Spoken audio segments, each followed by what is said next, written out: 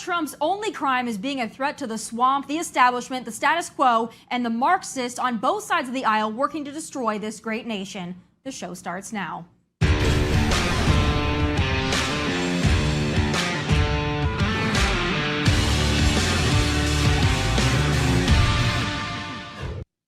Well, folks, indictment number 2 for Donald J. Trump. Last time in New York, a bookkeeping error in payments to a porn star, and this time a boxes hoax. He now faces 37 counts in a federal indictment related to his handling of classified documents from his tenure as president. The indictment alleges the documents were stored in a ballroom, bathroom, shower, bedroom, and office space at Mar-a-Lago. If only he would have stored those documents in his garage under the same roof as a known crackhead, or better yet, had the material stored on a private server in the bathroom before deleting and or bleach bitting and or smashing the hell out of said evidence with a hammer, then maybe he wouldn't be in this position. But we all know it has nothing to do with the drummed up offense and everything to do with the fact that he is a conservative, a patriot, and a Trump. He is the first former president to face federal charges, but if you think he's going to tuck tail and cower, well, you really don't know Donald J. Trump. They come after me because now we're leading in the polls again by a lot against Biden and against the Republicans by a lot. And we went up to a level that they figure the way they're going to stop us is by using what's called warfare. Now that's what it is. This is warfare for the law. And we can't let it happen. And we will fight this out just like we've been fighting for 7 years. It would be wonderful if we could devote our full time to making America great again. And that's exactly what we did. But now, again, our country is in decline. We're a failing nation. And this is what they do. I'm an innocent man. We will prove that again. 7 years of proving it. And here we go again. This is just another witch hunt, another distraction, another gaslight. Trump, indicted the same week House oversight started to unravel the money and paper trail of the true criminal, Joe Biden. But he, like crooked Hillary before him, is brazen with his treason. When asked about the $5 million payout from a Ukrainian energy executive into shell companies and into the accounts of Joe, the big guy Biden, this is what Brandon had to say. Congresswoman Nancy Mace says there's damning evidence in the FBI file that you sold out the country. Do you have a response to the congressional Republicans? Where's the money? I'm joking. Mr. President, it's a bunch of malarkey. A crook, a criminal, selling out the USA from right underneath us to enrich himself and his crime family, allegedly. But what are the chances he ever has to pay the piper? Folks, if you're wondering how Biden is going to get away with re-election from the basement, with refusing to debate, with refusing to campaign at all, well, you just got your answer. Another Trump indictment, another witch hunt. Joe sits back and his minions in the FBI, CIA, and DOJ do the dirty work. Trump is being cheated, but really it's we the people who are once again being cheated.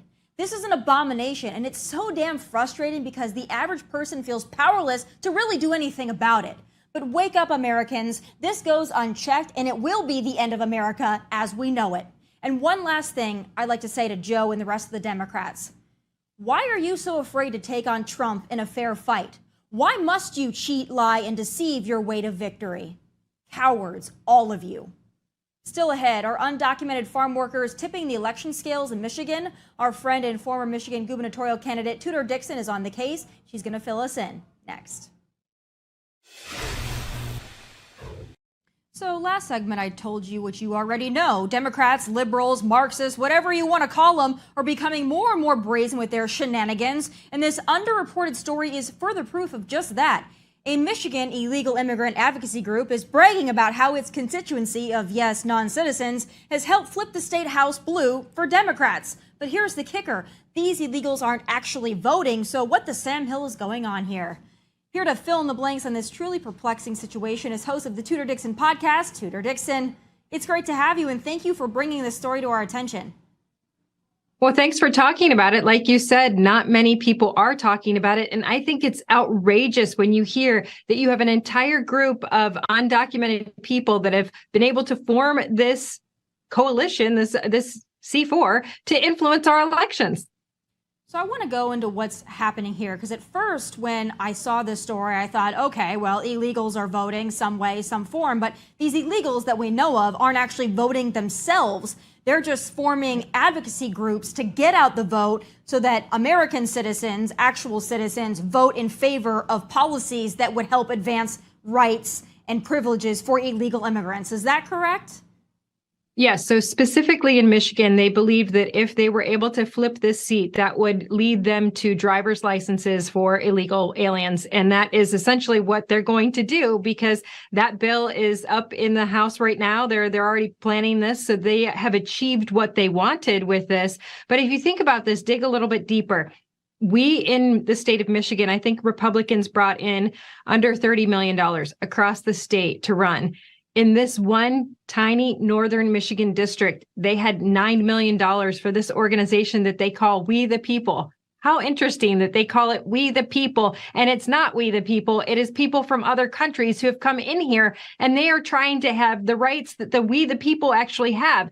So they came in, they brought all of these groups of people together. They formed a great business that can pay people to do this, to go door knock, to make sure they target messages to people, to get the text messages out, to get the mailers out, all of the things that Republicans should be doing. The Democrats brought in $9 million to pay undocumented citizens to go out and do this themselves against us. And what's concerning to me about the whole driver's licenses for illegal aliens is exactly the California model that's been in place for many, many years now. And that is that illegal immigrants are able to get driver's licenses. But then in California, at least, when you go to the DMV to get a driver's license, you are automatically put on the voter rolls. And in California, unless you opt out, not opt in, opt out, you remain on that voter roll, and then lo and behold, there goes the mail-in ballots, and then it's incumbent upon these illegal aliens not to vote or face perjury or other charges. But when you start looking at the sticky situation in California, at least, this leads to a lot of questions that I have about election integrity, and I'm concerned that other states like Michigan are going to go down that same path. Is that what you see coming? Yeah, it's the same in Michigan. Once you have your driver's license, you are registered to vote. You're automatically registered in the state of Michigan. So we talk a lot about people coming in and registering folks to vote. That's not what we need to do in the state of Michigan, because people are. But when you talk about this idea of giving driver's licenses to illegals, then yes, they do. They can get an absentee ballot. And how do you stop that? And you think about, you say, well, it's an incumbent upon them to say, I'm not going to vote. But these are people who have already broken the law to come in, and they've probably been convinced in some areas or another to break the law again. So once you've done that, it's easier to do it again. So why not vote? They're these groups are very influenced by the people, the Democrats that come in and say, let's push it a little farther. Let's do this. That's why we've said we've got to watch what's happening with absentee ballots, but get on top of it. Make sure that when the absentee ballots go out. Republicans can know this just like Democrats can. We have not been on top of, okay, these ballots went out. We should go door knock. We should target them with messaging. We should make sure we're getting those ballots back in. Find out where the ballots are. We have been losing at this game, and the Democrats are hiring people from outside of the country to make sure it's getting done. It's also concerning because a lot of these individuals, they don't speak English. They're not necessarily knowledgeable about our elections, whether they can vote or they can't vote. So I believe a large portion of these people are being exploited by Democrat and liberal operatives and maybe not given the full story, the full facts. I know that happens in California, and it's been very concerning. And now, of course, that model, because of COVID, has spread pretty much nationwide now, and I don't see chances of it ever being reversed. But I want to bring up another story out of an area in Michigan that we saw that was also very concerning regarding those absentee ballots being found, about 300 of them being found in a storage unit. Now, when you read the story, it says, okay, these people didn't get theirs, but a lot of them were damaged anyway. They would have gotten another one. But there's still a large portion of people who I believe were probably disenfranchised and didn't receive their absentee ballots, given the fact that they were found in a freaking storage unit. So tell me what the heck's going on here. Yeah, exactly. And this is why I say we need to be following these ballots when they go out. Why didn't these people get them? So there's about 300 ballots in there.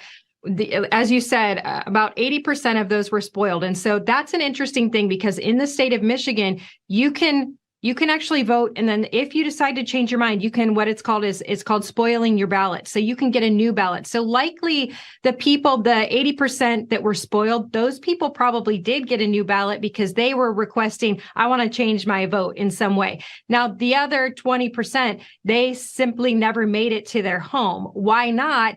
Who would they have been? Well, how would they have voted? Would that have affected local elections? I mean, obviously, this is not going to affect some of the statewides or the presidential, but we have a lot of people going, well, wait a minute, what happens in our local elections? And you and I both know that local elections are some of the most important elections because the local decisions make decisions for your kids. They make decisions for your housing, for what you pay. Those are important. So when people see all of a sudden 300 ballots end up in a storage unit somewhere, they go, wait a minute, what happened? Who let it happen? And what can we do to make sure it doesn't happen again? And where else in Michigan or in other states across the nation has this also happened? And we're going to at some point find more ballots in a storage unit somewhere. I think that that's the concern. Americans are concerned about the integrity of our elections. And that's not something that should be taboo to say. We have a right to ask questions. We have a right to be vigilant about this stuff. But I want to move on now to, of course, the big election coming up and everything right now. We're back to another Trump indictment and how this is going to affect the primaries, how this is going to affect a general election. Is the man going to be locked up? I mean, what length will they go to once again symbolically really cheat the American people out of a decision, given they're going after this man again? What do you see coming in 2024 as it relates to our primaries with Trump against other Republicans? And then if he were to be our nominee, the general election, how is all of this mess going to impact all of it? I mean, it's interesting because we certainly do see people that are saying, wait a minute, I've got to stand by him. If this is happening, if they're willing to do this, after we watched what happened with Hillary Clinton, and I've had Democrats argue, oh, this is the president is different. And I would argue the same. Yeah, the president actually can look at classified documents and he had it in his house. Hillary Clinton had an open server where anybody could see national security secrets and the Chinese, the Russians, anybody, but don't tell me it's the same set of rules because she is not in trouble whatsoever. Joe Biden, everybody down the line, they can do whatever they want. What does it do in the election is interesting because you've seen a lot of people say, you know what, I'm going to back Trump. And I think that's because they're also seeing Gavin Newsom go after Ron DeSantis suddenly and say, I want to take legal action against him for kidnapping. So those folks who were saying, well, we can go with a choice that we believe is a safer choice that won't be attacked, they're starting to realize this is now the MO of the Democrat Party. No matter who you are, if you are not a Democrat, they are going to try to look for some legal reason to get you in trouble, to throw you in jail, essentially. And now Republicans are saying, well, you know, what do we do? Do we stick with Trump and just prove that you can't do this? Do we pick somebody different and see if they're going to do it to them too? It is really leaving people in this place of feeling like they need to defend their country. And the way to do it is to get behind Donald Trump. I understand that, and that's why we see his poll numbers the way that they are. And I back Trump 100% when it comes to these witch hunts that have been levied against him for years now. But I'm also a little concerned because I think that the Democrats are really in a win-win situation here. I think they want Trump to be our nominee, so they go after Trump. They solidify Republican support around Donald Trump so that they can take on Donald Trump. And then they get him in all of these legal quagmires so that it makes him easier to beat. So that is my concern here, is that they are baiting Republicans into thinking about their emotions and their loyalty first, making Trump the nominee easily, and then defeating him with someone like a Joe Biden, who is not really having to campaign at all, has already said he's not going to debate. So I'm very concerned. I understand we want to have Trump's back and we want to fight for him, but I'm just wondering if we're falling into the trap by just blindly supporting Trump because we're so angry. Are we going to get ourselves into a position where we simply cannot win and we just walk away and feel good about ourselves because we stood up for somebody? I really don't know, but I'm curious your take. Well, coming out of an election myself, I would say that we really have to change what we're doing in purple states, no matter who the nominee is. And that's something that I don't hear from people. I hear people saying, we want to go out and register voters. But again, in Michigan, you're not going to be registering voters. So what are you doing? to get that voter contact in. And we know Democrats know that they can get 9 voter contacts out to people, and that's the average it takes for them to get their vote. And so, yes, they use these things with Donald Trump to get those voter contacts, because generally they're trashing our candidate with those voter contacts. But we're not doing that. We are not texting. We're not putting ads out. We're not doing mailers. We're not door knocking. We are not getting that boots on the ground type effect. So when I hear people saying, oh, Gretchen Whitmer's in the basement or Joe Biden's in the basement, we haven't seen Kamala Harris, and they're ripping on the Democrats for that, I keep telling people it's genius. They don't have to. They are getting only their message out to people. They never have a video that would be played. The Republicans aren't picking up all the stuff that they can use against them because they are in hiding and they are targeting voters. So my concern is, over and above any of this, can our nominee win in purple states if we don't get the money on the ground to do the work? They're paying their operatives. They're paying their people to go door to door. Our money is not going there on the Republican side, and it needs to be going there so we can win no matter who the nominee is. And we have to embrace these new election rules that the Democrats rewrote to their favor. We can't just sit back and pout and be angry about early voting or angry about ballot harvesting or whatever other cockamamie BS they come up with for COVID safety.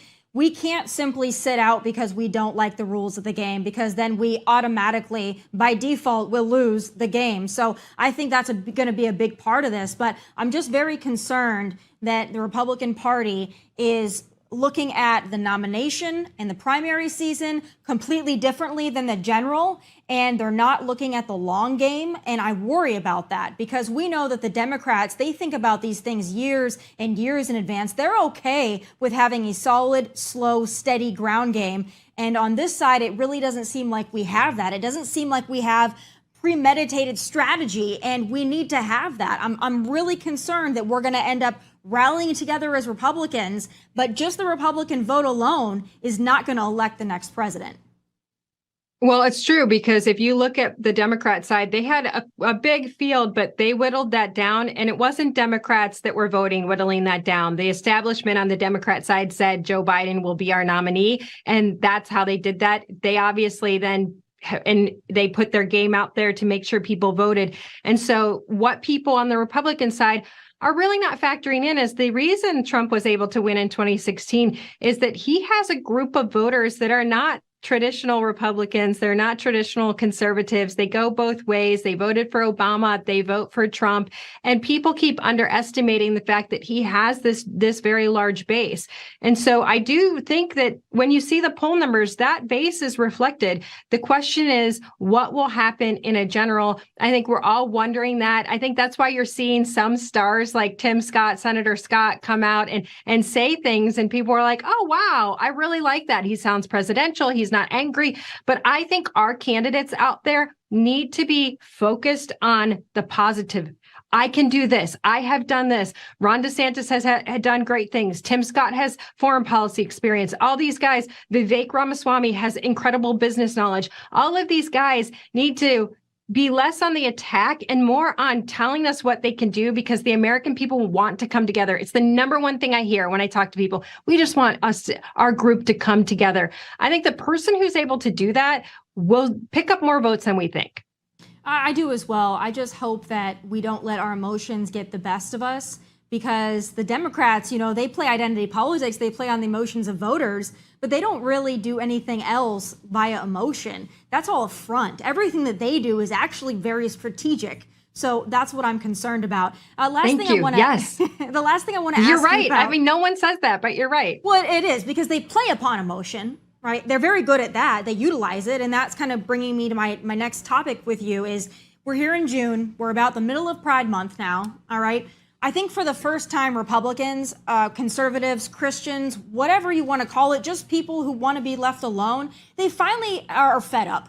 They're fed up with the forced rainbowing of everything. They're just really sick and tired of it constantly. The goalposts keep moving and moving, where it used to be about equality, same-sex marriage, love is love. Now it feels like acceptance, celebration, acknowledgement, validation, or else. And it's become like an intimidation tactic from this far left rainbow mafia. But I wonder, because we know so much of the country is into that kind of thing, at least at some level, Are Republicans, conservatives, are we shooting ourselves in the foot here by going after Target, going after Bud Light, finally standing up for our values and principles? Is this a winnable strategy for us, or are we better to back off of it and leave the rainbows be?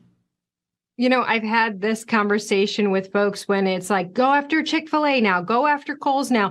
I think that is a strategy that if you're just throwing anything at the wall, it's specifically, in my opinion, it's specifically helpful when it's going after kids. And the concern with Bud Light is Dylan Mulvaney has a very childlike audience. He's doing things that are dressing up in tutus, talking about girlhood, not womanhood. People are concerned that this is going after our children. It was the same thing with Target when they had bathing suits for kids in the very front of the store, and they had the trans flag everywhere, the tuck your junk section of the bathing suit, all of that.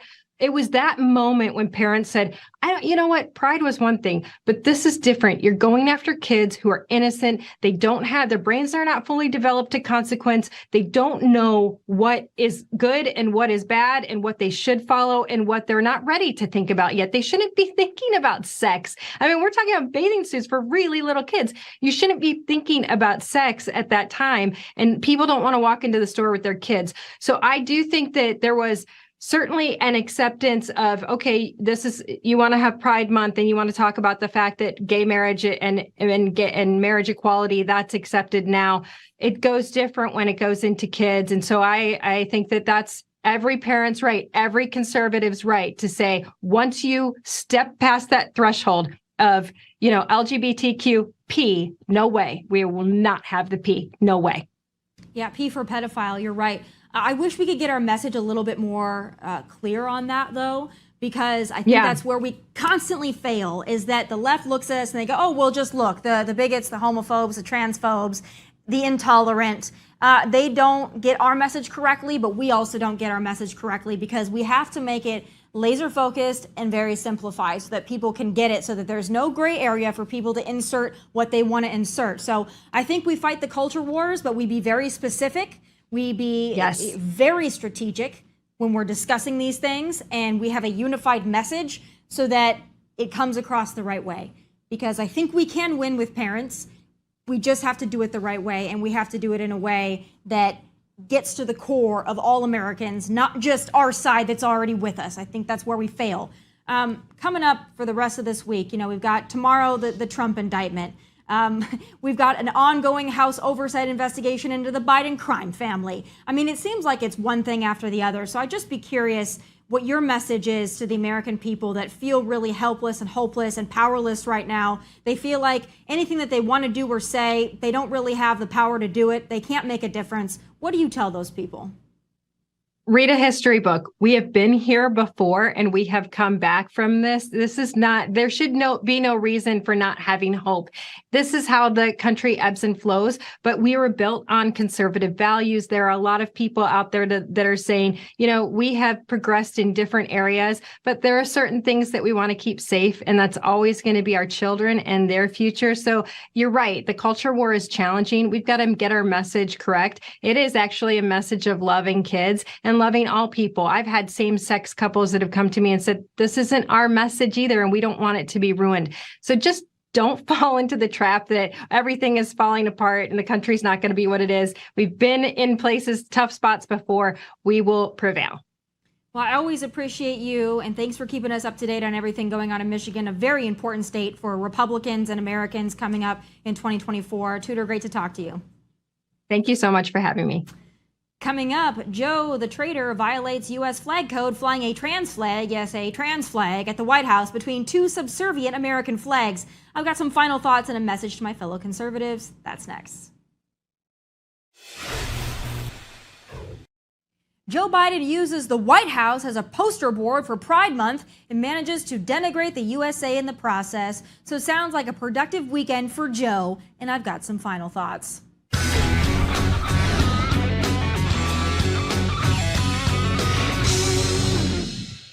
Folks, we know the flag of the United States of America, the Star-Spangled Banner, doesn't mean much to the Democrats these days, but Joe Biden, or whatever green-haired White House aide calling the shots this week, decided to drape a trans pride flag over the side of the White House in between two American flags.